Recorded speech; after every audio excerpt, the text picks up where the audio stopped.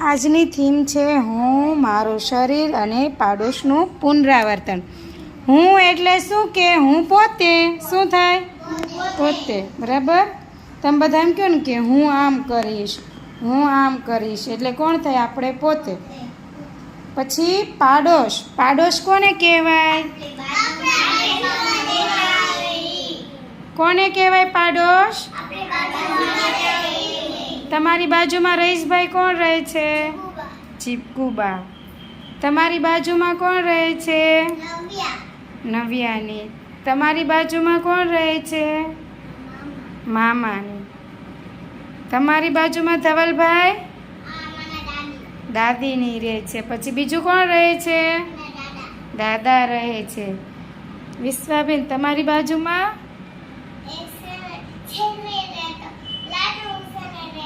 લાડુની રહે છે. સરસ. તમારી બાજુમાં દેવભાઈ? જાયદાબા. નવ્યાબેન તમારી બાજુમાં? આયશાની લોકો. તમારી બાજુમાં? પપ્પા. ને બાજુમાં કોણ રહે છે? ઓલા ચાચીની રહે છે ને? હા. તમારી બાજુમાં કોણ રહે છે? બાજુમાં ઓલા દાદીનું નામ શું છે?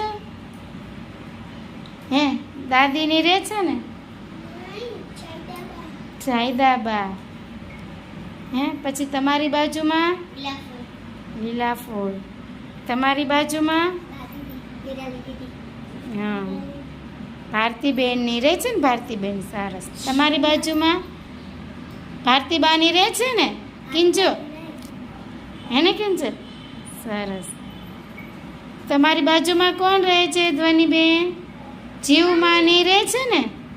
હે પછી મોટા મમ્મી રહે છે, બાજુમાં રહે છે ને? સરસ. તો પાડોશ એટલે શું? કોને કહેવાય પાડોશ? આપણી આજુબાજુ જે લોકો રહેતા હોય એને શું કહેવાય? પાડોશ.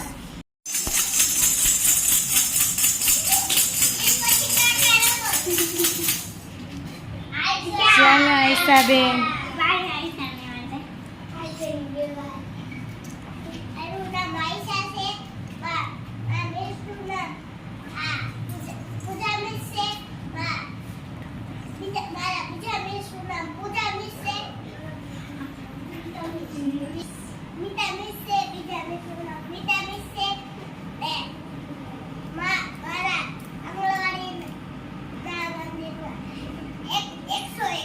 સરસ.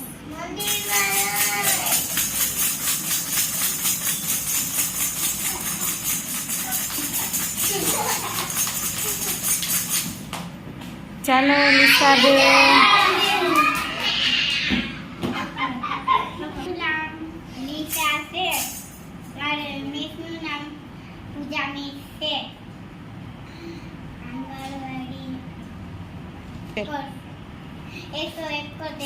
સરસ.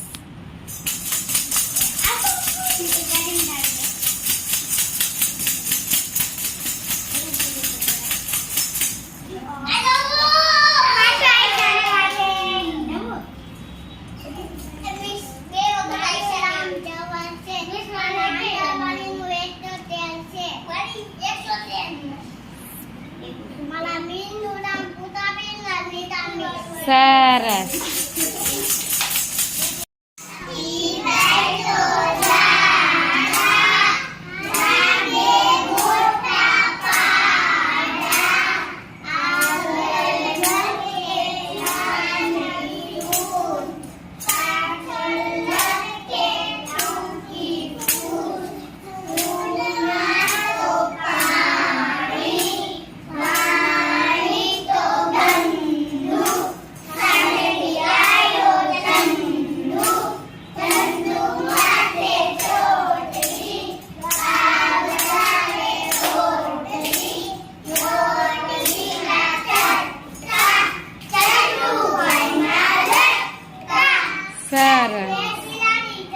ચાલો ગાઓ.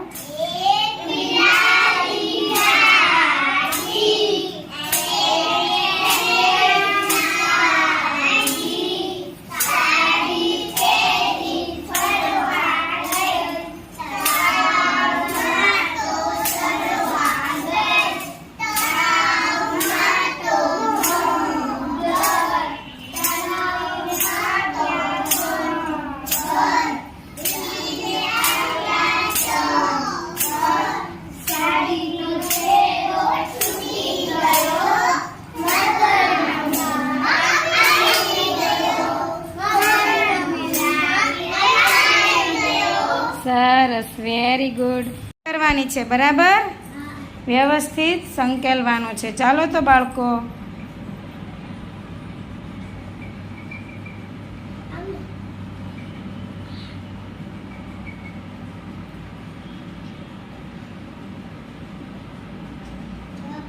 સરસ સરસ, બહુ સરસ કર્યો બાળકોએ તો, વેરી ગુડ. ચાલો સોબિયાબા કરો. હા એમ કરતો સંકેલો. હા સરસ. પછી આમ ભેગું કરી નાખો.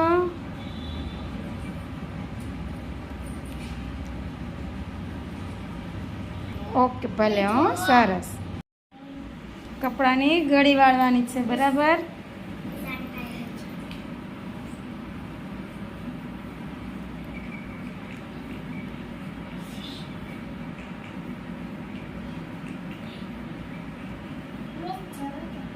સરસ સરસ.